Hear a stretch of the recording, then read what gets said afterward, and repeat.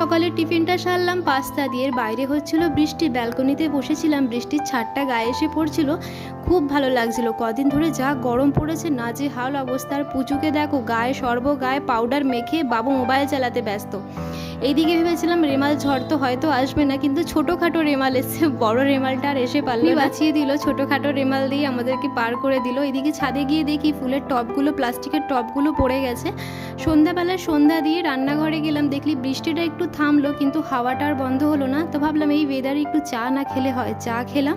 তারপরে ডাল চানাচুর ছিল, ডাল চানাচুরের মধ্যে পেঁয়াজ, শসা, টমেটো, কাঁচা লঙ্কা, তেঁতুলের চাটনি, ধনেপাতা, গন্ধরাজ লেবুর খোসা একটু ভালো করে চটকে আর টমেটো সস দিয়ে ভালো করে মিক্স করে মুড়ি দিলাম, একটু অল্প পরিমাণে মুড়ি দিয়েছিলাম, বেশি মুড়ি দিইনি।